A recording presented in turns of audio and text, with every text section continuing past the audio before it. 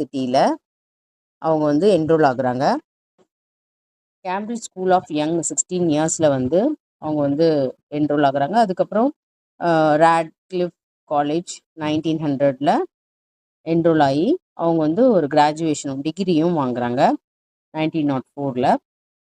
அவங்களோட முக்கிய நோக்கம் அப்படின்னு பார்த்தா அவங்கள மாதிரியே இருக்கிற பிளைண்ட் டெஃப் பீப்புள் இல்லை வேறு விதமான டிசீஸ்னால டிசேபிள் ஆன பிள்ளைங்க யார் யாரெல்லாம் இருக்காங்களோ அவங்களுக்கு வந்து அந்த ஸ்கில்ஸை டெவலப் பண்ணி விடணும் அப்படின்றதுக்காக இவங்க போய் அப்ரோச் பண்ணி அவங்கள ட்ரெயின் பண்ணுறாங்க.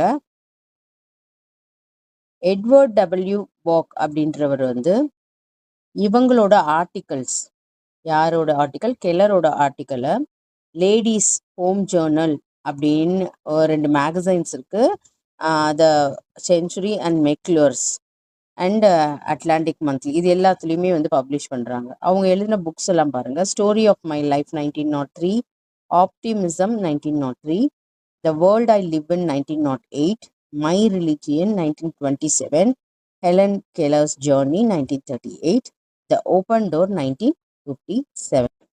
1913 அவங்க லெக்சரிங் ஸ்டார்ட் பண்ணுறாங்க ஒரு இன்டர்பிரிட்டரோட உதவியோட. ஃபர்ஸ்ட் அவங்க ஸ்டார்ட் பண்ண இடம் American foundation for the blind, அந்த இடத்துல.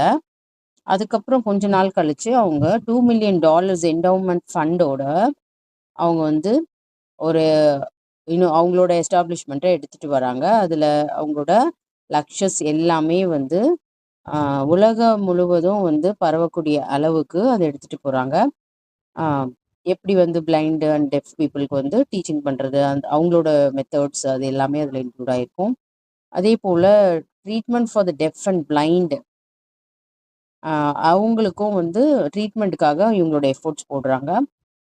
இவங்க வந்து organisation of commissions for blind 30 ஸ்டேட்ஸில் வந்து ப்ரமோட் பண்ணுறாங்க 1937.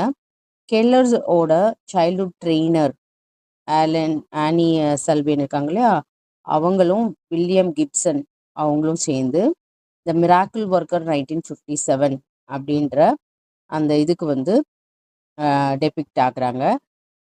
இதில் வந்து அவங்க அந்த புலிட்சர் ப்ரைஸ், உயரிய விருது, இது 1960 வந்து வின் பண்ணுறாங்க.